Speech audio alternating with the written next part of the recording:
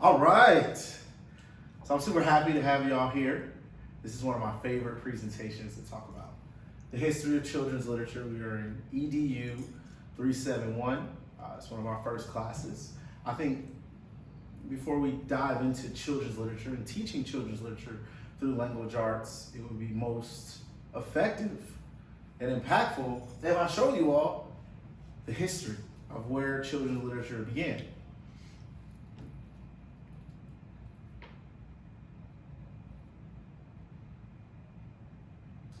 For a moment, I want you to close your eyes.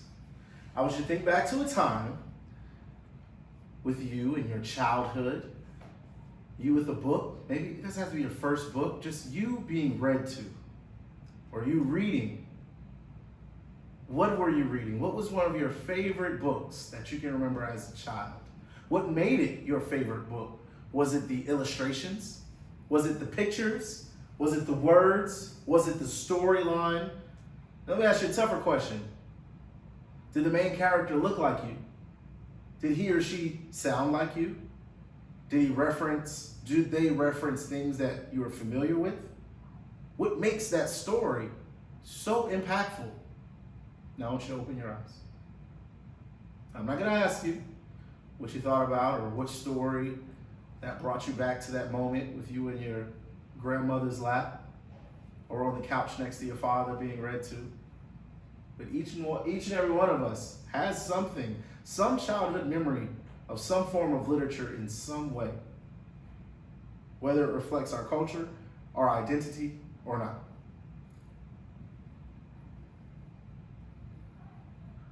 Remember, I asked you about the setting, the main character.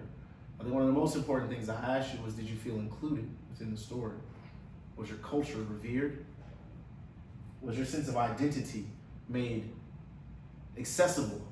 Was it easy to be able to identify your connections with the illustrations or the words?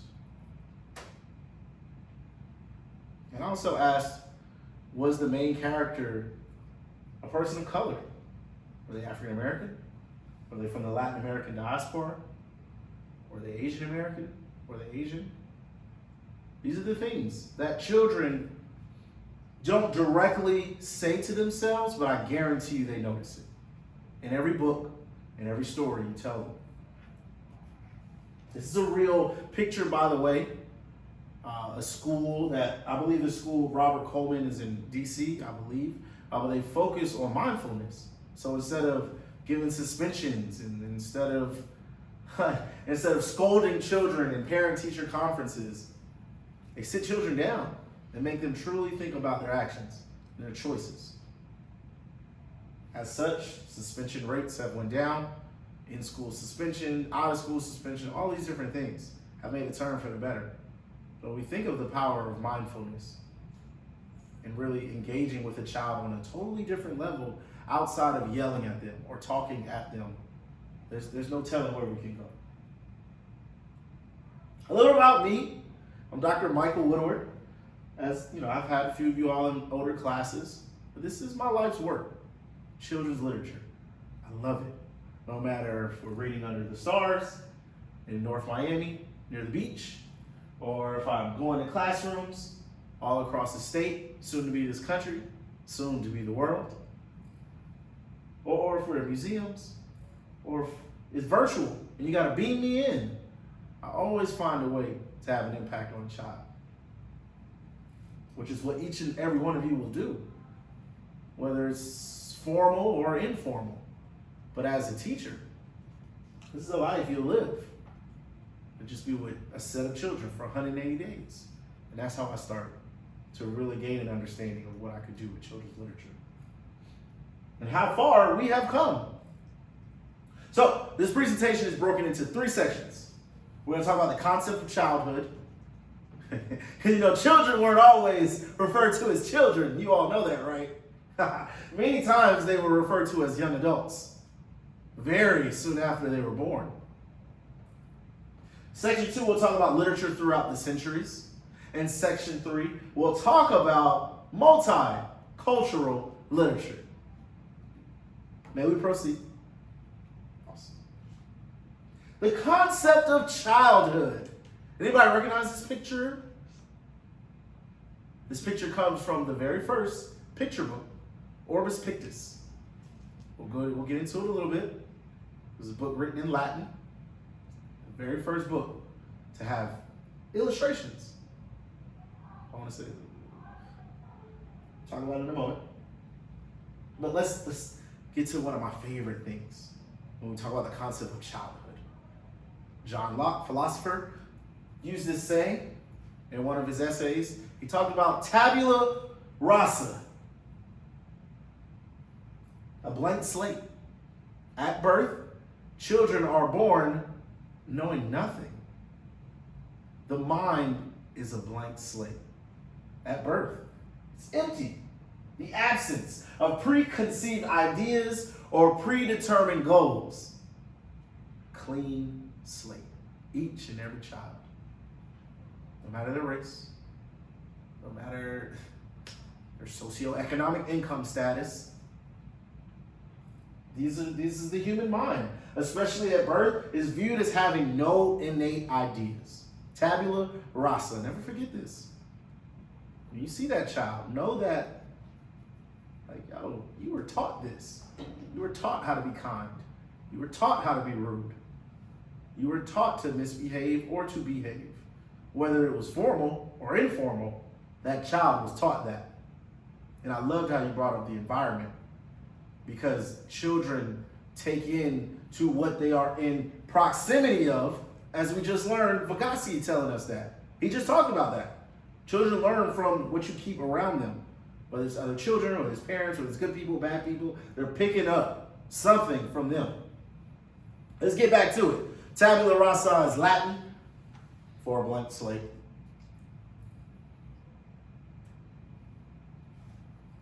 Now let's talk about childhood throughout the centuries.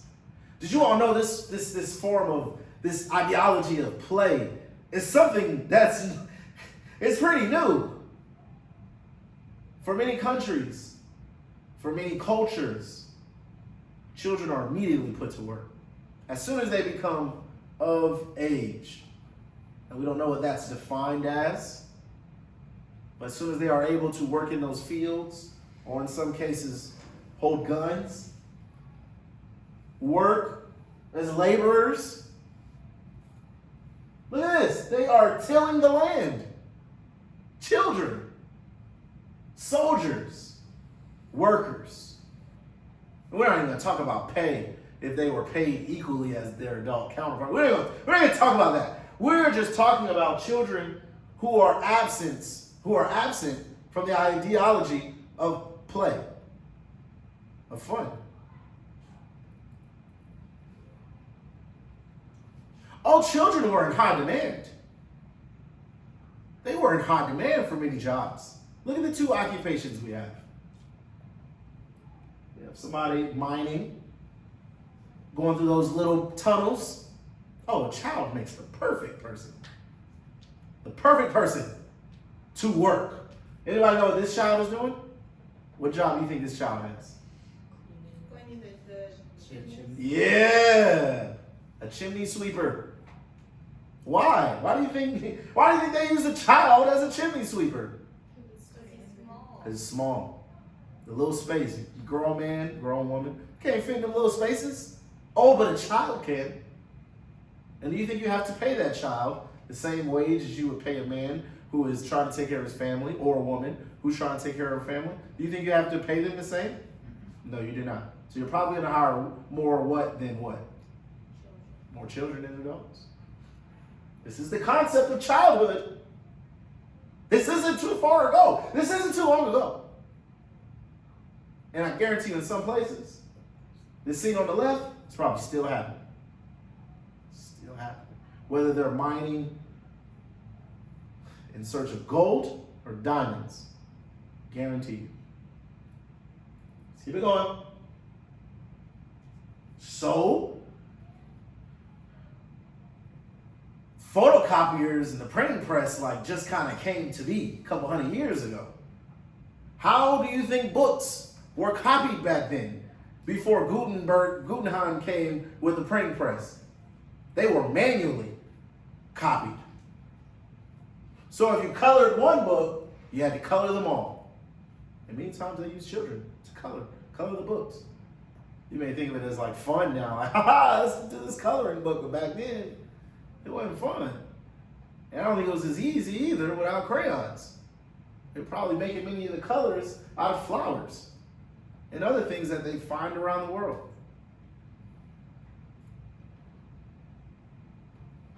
So I want to take us back to English philosopher John Locke, who came with the tabula rasa.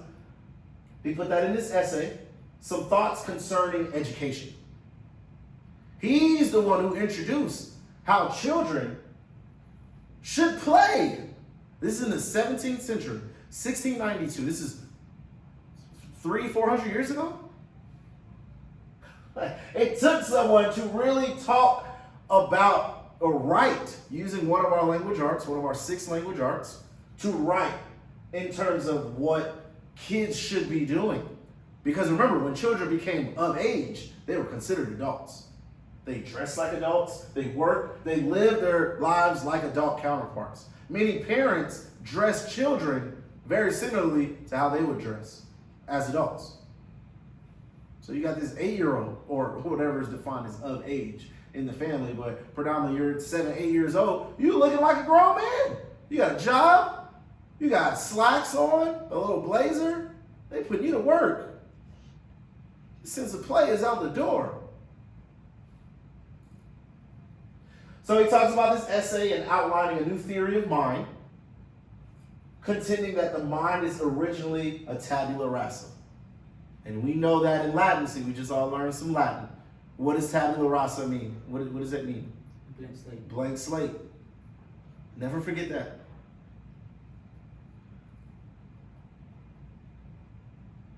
One of our very first published children's books. In 1656, Spiritual Milk for Boston Babes. Sadly, this wasn't no Dr. Seuss. This wasn't no Horton Hears a Who. This book deemed children as being wicked, evil, demonic beings who needed church, God, and their parents to set them straight. It was heavy on that I word that we hear a lot now, especially within Florida legislation, in alignment to censorship and banning books. Heavy in that I word. Does anybody remember this I word that DeSantis uses? And so many other politicians who avoid the woke conversation. Indoctrination. Oh, this is indoctrination. Especially that Puritan way of life. And really pressing upon this faith-driven complex. It's John Cotton, Puritan minister. They didn't play no games with kids back then. They played no games. So let's lighten the mood a little bit, just a little bit. So let's go back to Orbis Pictus, the very first picture book, 1658. It was created on a wooden slab. Like, this ain't paper and pencil, y'all. This is chisel. They're chiseling this book. They're making these pictures. They're creating this sense of duality between words and illustrations from our 6 language arts. They're mixing them now. Makes children more excited to read, or during this time, to learn. It was very, they had a lot of references to the Bible. This is how they taught the faith. They taught faith at a very, very young age back then. As we do now. We're taking kids to church, and this and that, Sunday school. But this was like school. Imagine Sunday school being Monday through Friday. Sunday through Friday.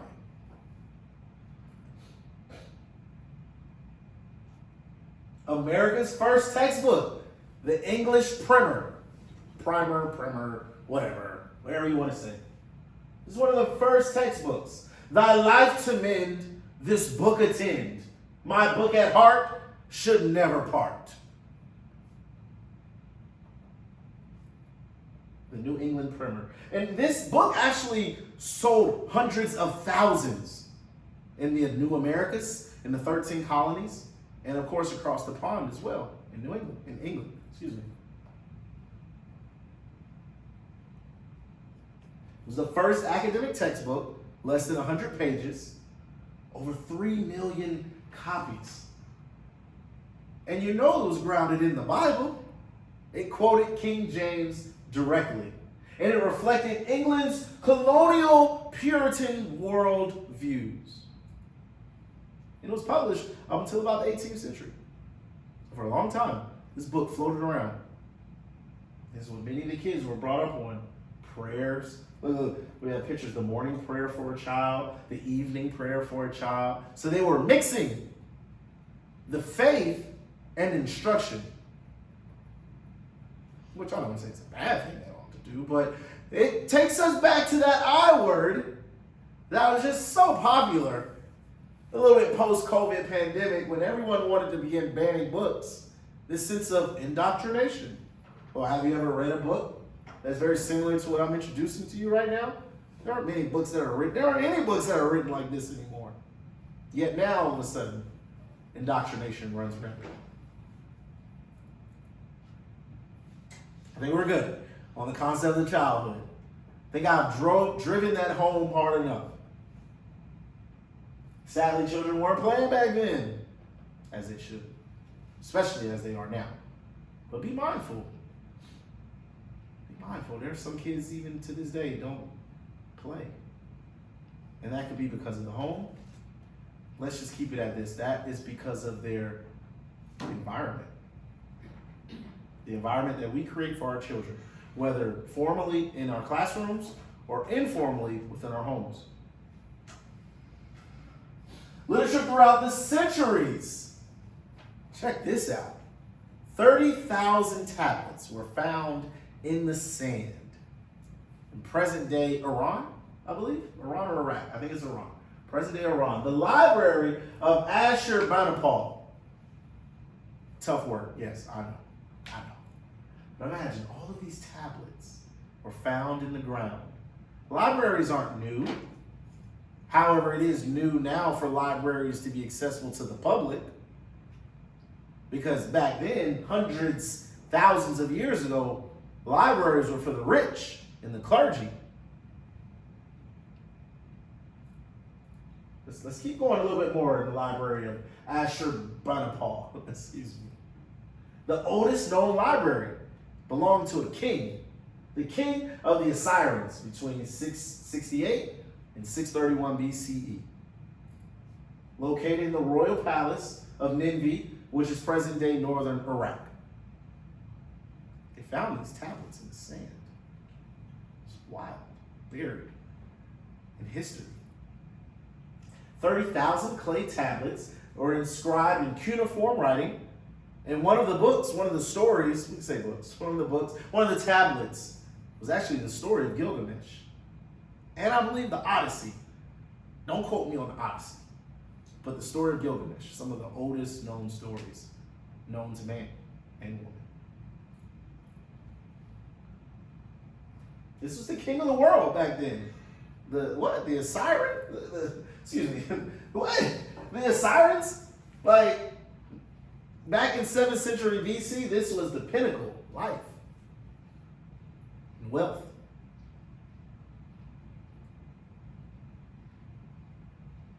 Does anyone recognize this illustration?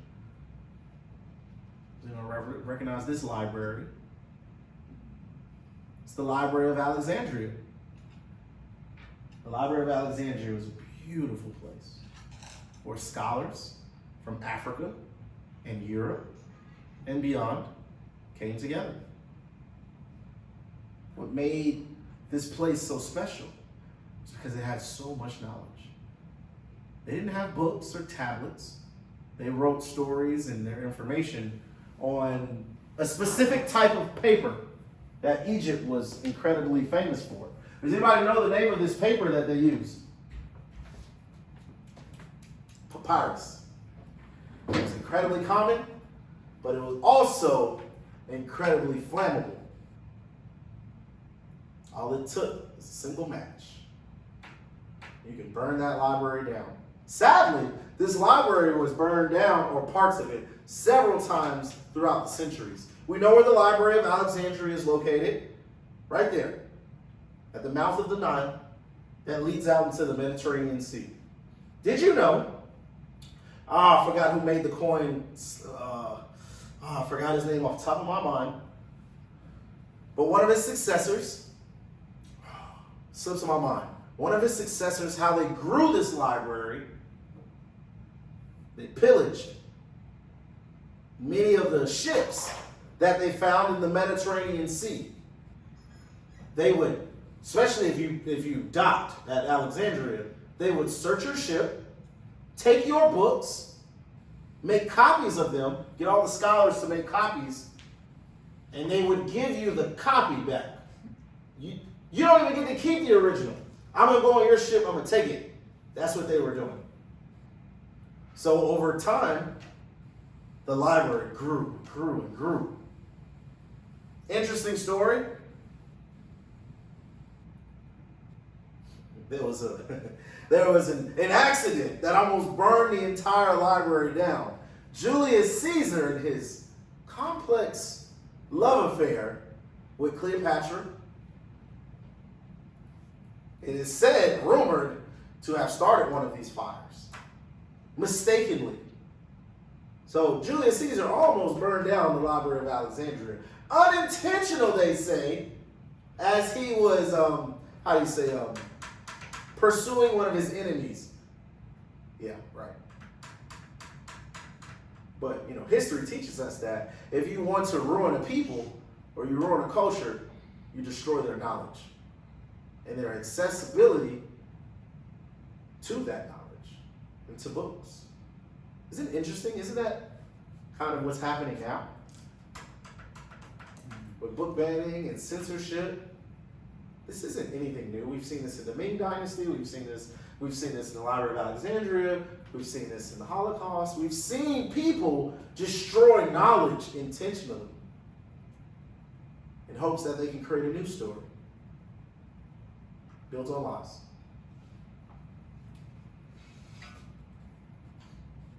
Let's speed it up a little bit. 4th century BCE, we got Aesop's Fables. Oh, such a beautiful collection of stories that were told on street corners, on tops of crates, till finally someone, put them in a book. The Canterbury Tales. This was the love and hip hop back in the day. Real Housewives of the Castles. That was their gossip back then. But it sold. But they bought it. The Hornbook. Very interesting. This is how they taught the ABCs, many of the scriptures back in the 15th century. The Hornbook was a book that was made from the hooves of cows. Oddly, created some kind of it was like a film that's over, so that they were able to use it over and over and over again. And that's how they would indoctrinate children with much of the faith-driven beliefs that we talked about. But they also taught them their ABCs, their scriptures, a whole bunch of things through the use of the Hornbook. Does anybody know what this machine is? Sorry. The printing press. Developed in the 15th century in 1450 by Johannes Gutenberg. What's so important about the printing press? With this machine, what can we do now? We can print books. Not so much as print, because the book is already written. But what can we do with it? We can mass produce books. We can copy them. Now we can copy the King James Bible. And that's exactly what they did, over and over and over again, until we started, putting other stuff on the printing press, like newspapers, other forms of literature. But that is how we were able to truly disperse knowledge back then. Other than like a carrier pigeon and all of that. Everybody loves a handwritten note, because there weren't no printers back then. There weren't no copiers. There weren't no scanners. But this changed the world, the printing press. So about children's literature over the centuries. We start back in the 1580s and the 16th century with little chapbooks. Oh, these little chapbooks, they were like a dime. They had many of the stories that were maybe less than a dime, maybe a penny. But the poor had accessibility to these books. So how do you think the clergy and the rich people and people of wealth and stature felt when poor people were able to read? They didn't like it. You get in trouble in many cases for having a chapbook. We're not going to talk about it. We're not going to talk about it. In terms of colonialism, when you're able to read and you're found with a book and you get 40 lashes, that's a different story. But notice how this containment of knowledge, you see it over and over and over in different centuries, in different countries, in different cultures. Be mindful. Don't let them play in your face. Chapbooks used to have like all the little fairy tales, many of the stories. Mother Goose, the shoe, what's the beanstalk? What was his kid's name? Jack. Jack and the Beanstalk. All of these old books. Remember we talked about Orbis Pictus? Orbis Pictus is the first what? First picture book. Remember that. Especially with all these assignments and all these read me a book and record it, da da da. I want you to know the very first picture book is Orbis Pictus. There are many teachers who don't know that. Many people live their entire lives who never know that. Little pretty pocketbook. It was developed. It was a collection of stories that was curated by Mr. Newberry. Does that name sound familiar? Newberry, John Newberry. I'll tell you in a moment. Really big in terms of awards. The most prestigious book award is the Newbery Medal. It's the John Newbery Award. So he was one of the first people to gather all of these stories that were already written and told and publish them, make them accessible to people, which was a big thing. You know, there weren't really publishing houses back then. And John Newbery came and did that. And we also talked about the New England Primer, or Primer, wherever you're coming from, which was the first textbook. What about the books of the 19th and early 20th century? We're all familiar with these books, right? We know these stories. Gulliver's Travel, Oliver Twist. Please, sir, can I have some more? We know these stories. Adventures of Huckleberry Finn. I'll leave that at that. The Jungle Book. Mowgli. I love that story. And the live action movie. Live action was pretty dope. And The Wonderful Wizard of Oz. Anybody see Wicked? I just don't really get into singing, but I really want to watch it. But the singing, But The Wonderful Wizard of Oz. All these are beautiful books during the Victorian era, which was an incredibly dangerous time. People were like dying off of asbestos. They had Down syndrome. The infant mortality rate was crazy because lead poisoning and mercury was everywhere. It was in the wallpaper. But we're not going to get into all of that. But it was a very dirty time. And that's where around the time of the bubonic plague and the rats carrying all the diseases. Ill, gross. But let's bring us back to these books that came out during this time. What was going on in America in the 18th and 19th and a little bit of the 20th century, but the 18th and 19th century? What was happening? Slavery. That was during this time. So, do you see any connection between how people were treated, what was happening in our nation, and the literature that was being provided, or written, or published, or made accessible? Do we see that? These common ties? Very interesting. Where are multicultural books? Where are books? Where are our books that are grounded in the Latin diaspora, or the African American diaspora, or even the Asian American Pacific Islanders? Where are these stories? They're not on the bookshelves in America, I'll tell you that back then. Maybe hidden in some places. So, We get to the 50s and the 60s, the Civil Rights era. Oh, a turbulent time in American history. People are fighting for the right, for their rights, their civil rights. You have their civil rights in 1964. You have your Voting Act, the voting rights in 1965. So you have all these advancements. Something also interesting happened in 1965. You saw people coming together, people risking their lives, people going to jail. The Woodward counter sitting in. We got this man just trying to vote, can't vote. That man, James Baldwin, was just writing literature that we're still reading and sadly banning these days. It's wild. It's wild. So let's take us back just a little bit. I mean, we're still in this civil rights era. We're still in this time period where it's like, yo, we're fed up. All of us in this country. But alongside that, we have Dwight Eisenhower, our 35th U.S. president, who actually signed the Library Services Act, which provided so much money, $7.5 million a year in federal funds to extend and improve our public libraries.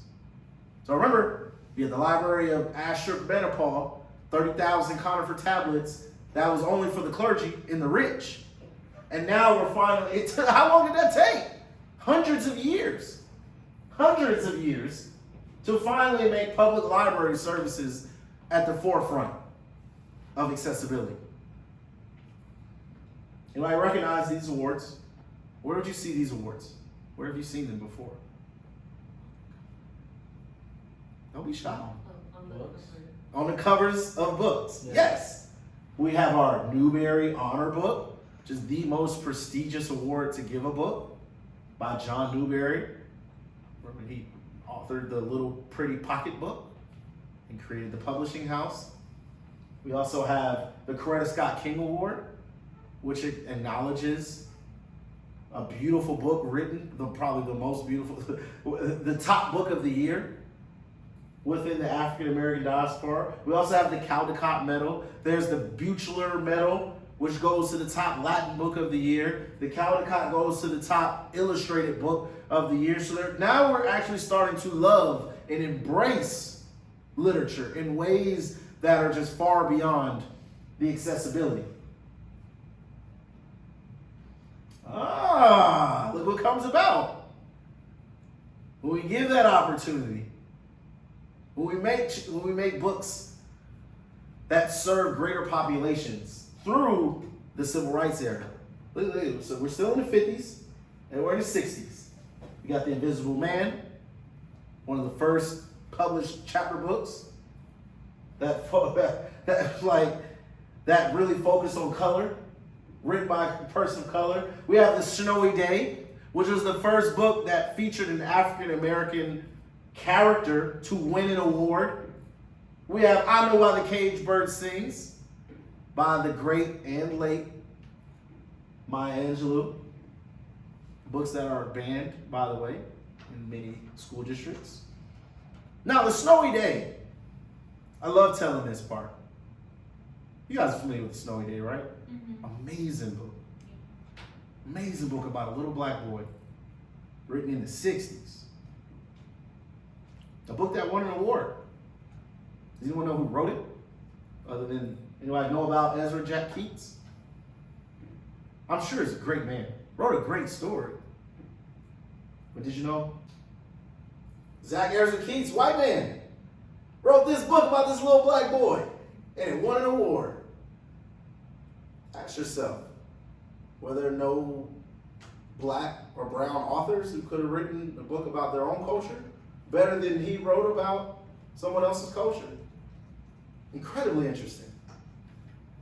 Things that you won't really know unless you really peel back the layers of what's provided to us. Sadly, not all books were beautiful. Many books during this time were written, and of course before in the 19th century as well, with caricatures depicting black and brown people as little to nothing. As ignorant people who couldn't read, couldn't speak. Why, Mammy? Whereabouts are my first reader book? Now how? That's not how we talk. It's not how any of us talk. But this is what sold. This is what was portrayed. Little brown Coco was a hit. Oh, it was a hit back in the day. And you can still find some of these books in antique shops, thrift stores. They're still around because it was that meaningful. It was that successful. Culturally appropriating someone and characterizing an entire culture was this successful within children's literature. This was the 50s, 70 years ago, not even 100 years ago. Little Brown Coco said, nice, good old, big, fat, black mammy, early one morning. These are the words they put on pages. Forever, for forever.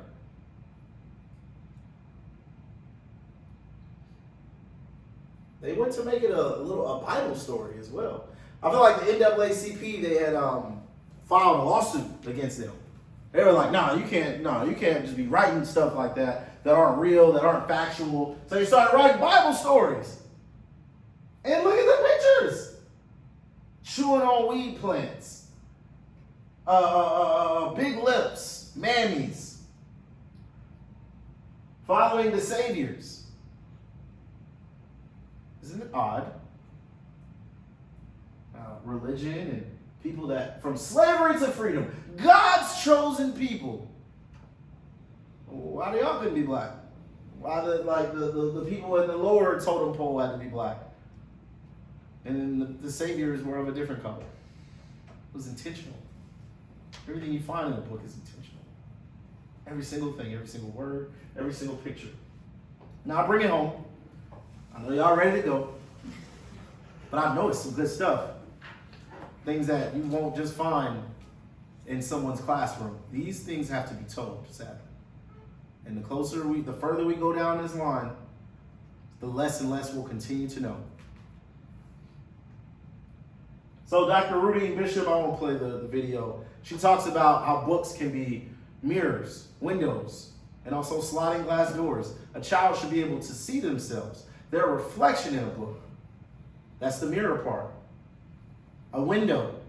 Children should be able to see the lives and experiences of other children, of other languages, of other cultures, of other people. And sliding glass doors. They should be able to step through this barrier that presents themselves to immerse themselves in someone else's culture. I'm not sitting here telling you to just read black books to black kids and just read Hispanic books to Hispanic kids. No, cross cultures. Teach them, show them. Inspiration is a two-way street. Remember that. As you lead classrooms of your own, you stay grounded in that. You can learn. You're never too big to learn from the children or your students. So when we think about multicultural literature, it's a web. It's a web of inclusion, a web of accuracy, portrayal of characters, language, the impact on a child. It heightens respect for all individuals. It is made up of many cultures and acknowledges the contributions of minorities, which are things you didn't really see in the 19th century and, of course, before. It brings children into contact with other cultures, which is something incredibly important.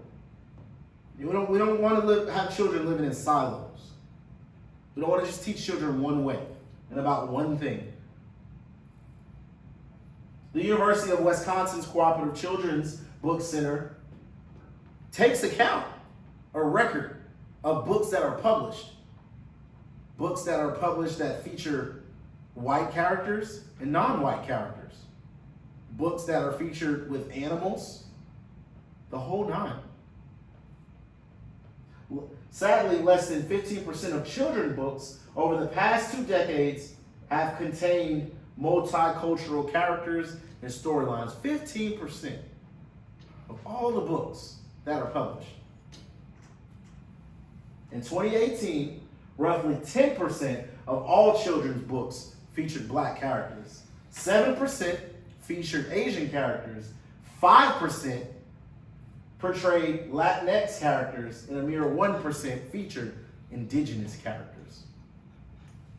That's not okay. Because we live in a day where children are no longer the minority. Minorities are no longer the minority in the classroom. Children of color make up the majority of classrooms these days. These are accurate numbers that are a couple years old now, but you're telling me less than 15% is the availability for children of color and their sense of wanting to read?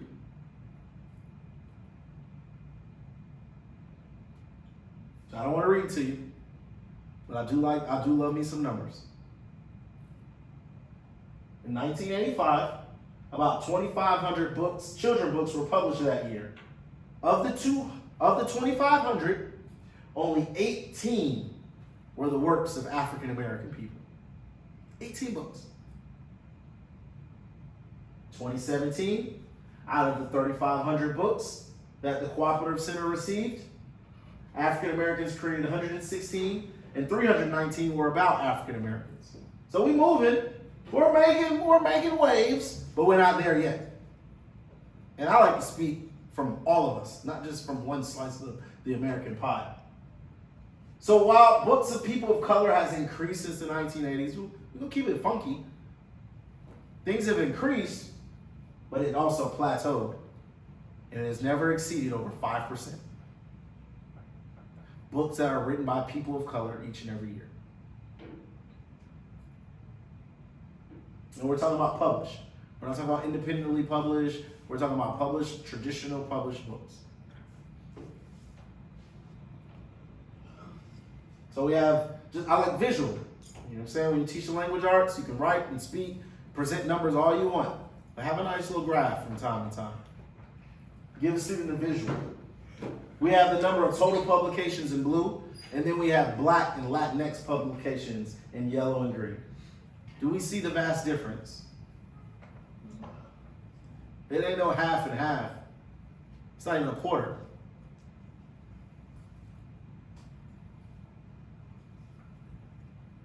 School book bans by state. In 2021, was that 3-4 years ago? ALA, the American Library Association, recorded 729 attempts to targeting over 1,500 books. So they're trying to, 729 attempts to get these books out of schools, out of the hands of children. This was the highest number recorded ever. Ever. I don't know if y'all remember this time period, because it's hard to forget. People were yelling in school board meetings. They're writing letters to the library. They're treating librarians like trash. How could you have this book about a gay character? There can't be 2 male penguins. Why not? We see it today. We see it in many of our cities. But for certain parents, that's not what children should be exposed to. And that's where we saw this rise in censorship. Because it was due to offensive or inappropriate language. But primarily these were books that were written by Black, brown, and in between people. People of color. Transgender. Gay, lesbian. So to a certain demographic of people, it's inappropriate. It's not what children should be reading. It's not right. But as I land the plane, it is a beautiful thing that books are changing. That we are getting to this place where reflection is out there. Reflection of our identities, our beliefs. And I'm not just talking about the African American community. I mean communities of all colors.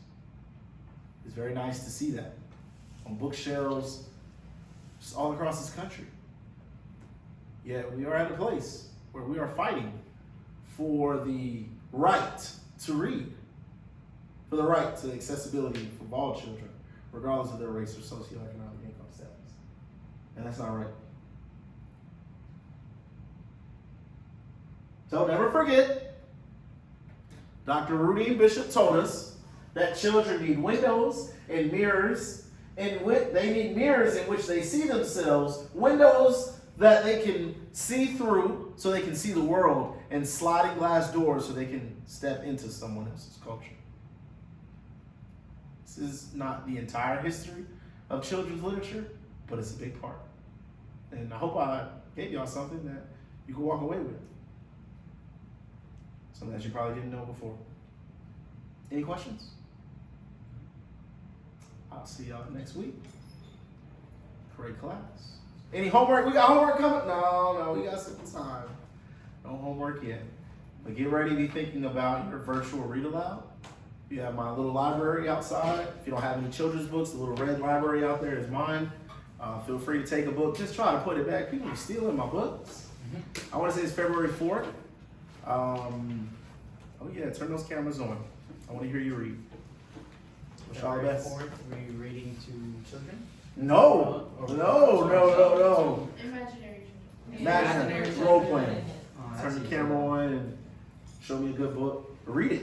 Don't say, well, I'm going to say this. No. Do it. Ask questions to the camera. It's a little awkward. It's only me watching. And my kids. They going to talk about you. Oh, so we make a video and then we submit it through Canvas? Absolutely. They're so about. It's not like a Zoom thing? I mean, you can use Zoom. They have a record. Oh, I meant like as in like we're talking through Zoom. And I'm reading the book to you, like live. No, I don't have time. That's what Y'all don't have time for that. Just record it, submit it via Canvas, and you're good to go. And any children's book? Any children's book. Okay.